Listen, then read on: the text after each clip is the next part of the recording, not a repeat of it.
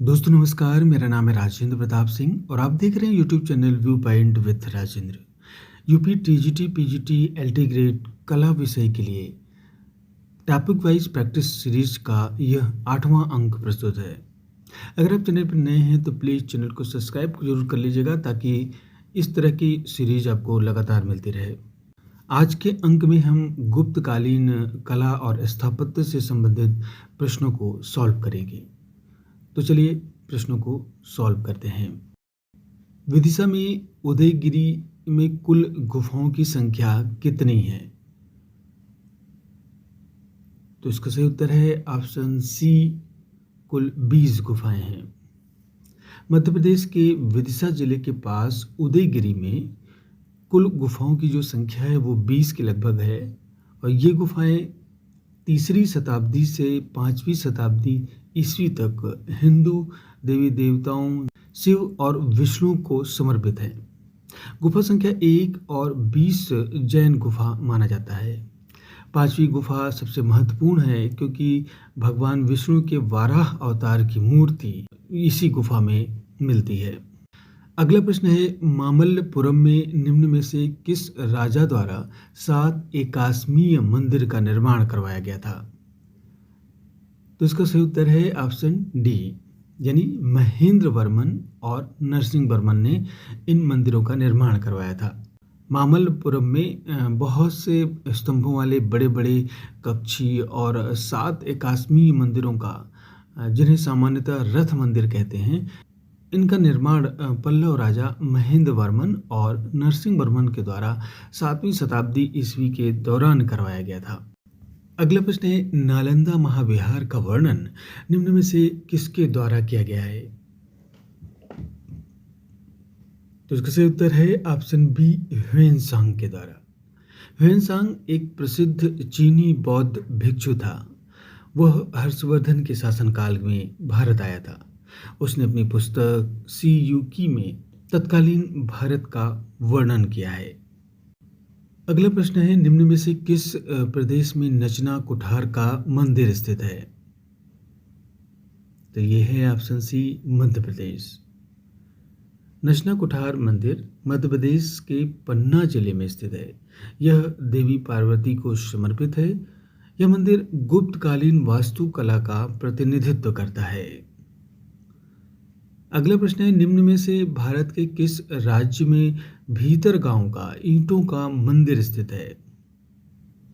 तो इसका उत्तर होगा ऑप्शन ए, उत्तर प्रदेश। कानपुर में स्थित भीतरगांव मंदिर गुप्त काल का ईंटों से बना सबसे बड़ा मंदिर है।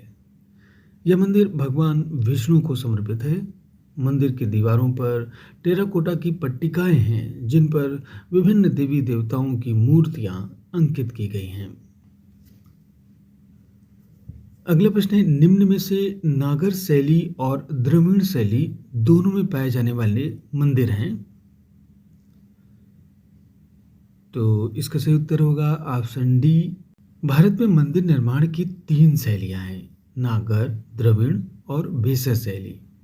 ऐहोल, पट्टदकल और बादामी में जो मंदिर हैं वे नागर और द्रविड़ शैली के मिश्रण हैं, यानी जिसे हम बेसर शैली कहते हैं। तो यहाँ की जो मंदिर हैं उनमें नागर और द्रविड़ शैली दोनों का मिश्रण है। अगला प्रश्न है, निम्न में से किस काल को गौरव काल के नाम से जाना जाता है, यानी कि स्वर्ण काल? तो इसका सही उत्तर होगा इनमें से कोई नहीं, यानी ऑप्शन डी। क्योंकि गुप्त काल को स्वर्ण युग कहा जाता है क्योंकि इस दौरान भारत ने कला, विज्ञान, साहित्य और वास्तुकला के क्षेत्र में अभूतपूर्व प्रगति की थी, इसलिए गुप्त काल को गौरव काल भी कहा जाता है। अगला प्रश्न है, निम्न में से किस संग्रहालय में सुल्तानगंज की बुद्ध प्रतिमा को रखा गया है?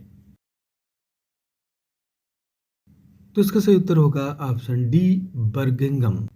बिहार के सुल्तानगंज में जो बुद्ध की प्रतिमा 7.5 फीट ऊंची प्राप्त हुई है वो बर्गिंघम संग्रहालय में रखी गई है। अगला प्रश्न है, भारत में निम्न में से किस काल में चित्रांकन की परंपरा को खोजा जा सकता है? तो इसका सही उत्तर होगा ऑप्शन सी प्रागैतिहासिक काल। भारत में जो चित्रांकन की परंपरा देखने को मिलती है वो मूल रूप से भीमबेटका, मिर्ज़ापुर की गुफाओं में देखा जा सकता है। तो जो प्रारंभिक काल के चित्र हैं जो कि दीवारों और छतों में बनाए गए थे, जिन्हें प्रागैतिहासिक शैल चित्र या रॉक पेंटिंग्स कहते हैं। अगला प्रश्न है, भारत में चित्रकला के सर्वोत्तम उदाहरण कहाँ मिलते हैं? तो इसका सही उत्तर है ऑप्शन डी, अजंता की गुफाओं में और बाघ की गुफाओं में। अजंता और बाघ की चित्रकला न केवल कलात्मक दृष्टि से महत्वपूर्ण है, बल्कि यह इतिहास, धर्म और संस्कृति के अध्ययन के लिए भी एक महत्वपूर्ण स्रोत है। इन चित्रों में उस समय के लोगों की रीति रिवाजों और सामाजिक संरचनाओं की झलक देखने को मिलती है। अगला प्रश्न है, अजंता की गुफाओं की कुल संख्या कितनी है? तो यह है ऑप्शन सी, 29 गुफाएं हैं। अजंता में कुल 29 गुफाएं हैं और इन गुफाओं में बौद्ध धर्म से संबंधित चित्रण और शिल्प कौशल देखने को मिलता है। इन गुफाओं को 1983 में यूनेस्को के द्वारा विश्व धरोहर स्थल घोषित किया गया है। अगला प्रश्न है, सित्तनवासल पुदुकोट्टई का गुफा मंदिर भारत के किस स्थान पर स्थित है? तो यह है ऑप्शन बी, मद्रास, जो कि वर्तमान में चेन्नई है। सित्तनवासल का अर्थ है महान संतों का निवास। यह एक जैन गुफा मंदिर है। दीवारों पर फ्रेस्को सेको तकनीक में भित्ति चित्रण किया गया है। यहाँ स्थित एक गुफा में शिव का अर्धनारीश्वर चित्र भी देखने को मिलता है। अगला प्रश्न है, निम्न में से किस काल को भारत का स्वर्ण युग कहा जाता है? तो इसका सही उत्तर है ऑप्शन बी, गुप्त काल को। गुप्त काल को स्वर्ण युग कहा जाता है क्योंकि इस दौरान भारत ने कला, विज्ञान, साहित्य और मूर्ति कला के क्षेत्र में अभूतपूर्व प्रगति की।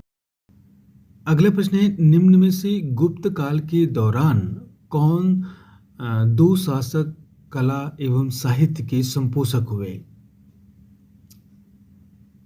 तो इसका सही उत्तर है ऑप्शन बी, समुद्रगुप्त और चंद्रगुप्त द्वितीय।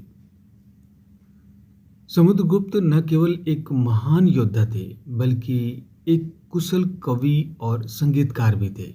उन्हें वीणा बजाते हुए उनके स्वर्ण मुद्राओं पर देखा जा सकता है। समुद्रगुप्त के दरबारी कवि हरिसेन द्वारा इलाहाबाद स्तंभ लेख में उनकी विजयों का उत्कीर्णन करवाया गया है, जो आज भी संगम किनारे प्रयागराज में अकबर के किले में सुरक्षित है। अगला प्रश्न है, गुप्त काल में बनी 2 मीटर से ऊंची बुद्ध की कांस्य मूर्ति कहाँ पाई गई है? तो इसका सही उत्तर है ऑप्शन ए, सुल्तानगंज में। गुप्त काल में भगवान बुद्ध की जो प्रतिमा सुल्तानगंज से प्राप्त हुई थी, उसकी ऊंचाई 7.5 फीट है, जो कि वर्तमान में बर्किंघम संग्रहालय में प्रदर्शित है। अगला प्रश्न है, निम्न में से कौन सा काल वास्तुकला के मामले में पिछड़ा था? तो इसका सही उत्तर है ऑप्शन ए, गुप्त काल। वैसे तो गुप्त काल में मूर्ति कला का बहुत जबरदस्त विकास हुआ और बाकी क्षेत्रों में स्वर्णकाल माना जाता है, लेकिन वास्तुकला के मामले में पिछड़ा था। अगला प्रश्न है, निम्न में से भारत के किस राज्य में लिंगराज मंदिर स्थित है? तो यह है ऑप्शन सी, उड़ीसा। उड़ीसा में भुवनेश्वर का जो मंदिर है वो नागर शैली अथवा उत्तर भारतीय शैली का बना हुआ है और इस मंदिर में विमान है, फिर जगमोहन है यानी कि मंडप है, पूजा मंडप, उसके अलावा एक नृत्य मंडप भी है और फिर भोग मंडप है। इस किस्म के सबसे बढ़िया उदाहरण जो मंदिरों के मिलते हैं नागर शैली के, वो भुवनेश्वर का लिंगराज मंदिर है और इसी प्रकार का कोणार्क का सूर्य मंदिर भी नागर शैली में ही बना हुआ है। अगला प्रश्न है, कश्मीर में स्थित ललितादित्य मुक्तपीठ द्वारा सूर्य मंदिर निर्माण कब हुआ था? तो इसका सही उत्तर है ऑप्शन बी, 8वीं शताब्दी ईस्वी में। कश्मीर में ललितादित्य मुक्तपीठ द्वारा लगभग 8वीं शताब्दी में सूर्य मंदिर का निर्माण किया गया था, जिसे मार्तंड मंदिर कहा जाता है। यह स्थापत्य की कश्मीर शैली का सर्वोत्तम उदाहरण है। अगला प्रश्न है, निम्न में से किस स्थान पर प्रथम जिन ऋषभनाथ के पुत्र गोमतेश्वर की जैन मूर्ति स्थित है? तो ये है ऑप्शन ए श्रवण बेलगोला। श्रवण बेलगोला जो कि मैसूर में है, प्रथम जिन ऋषभनाथ के पुत्र गोमतेश्वर की है, जो जैन मूर्ति है और यह 57 फीट ऊंची है। वह संसार की बिना किसी सहारे के खड़ी सबसे ऊंची मूर्तियों में से एक मानी जाती है। अगला प्रश्न है, राष्ट्रकूट वंश के राजा कृष्ण प्रथम द्वारा निम्न में से किस मंदिर को बनवाया गया था? तो वो था ऑप्शन ए कैलाश मंदिर। एलोरा की गुफाओं में स्थित गुफा नंबर 16 में स्थित कैलाश मंदिर जो शिव को समर्पित है और जो राष्ट्रकूट वंश के राजा कृष्ण प्रथम के शासनकाल में बनवाया गया था, संसार में स्थापत्य कला का अद्भुत नमूना है, क्योंकि यह पूरे दुनिया में इकलौता ऐसा मंदिर है जिसका निर्माण शिखर से नींव की तरफ किया गया है, यानी ऊपर से तराशते हुए नीचे जमीन तक उस मंदिर को तराशा गया है। तो ये थे गुप्त काल की कला और स्थापत्य पर आधारित कुछ प्रश्न। आज बस इतना ही, मिलते हैं अगले अंक में किसी नए टॉपिक के साथ, प्रश्नों को सॉल्व करेंगे। नमस्कार।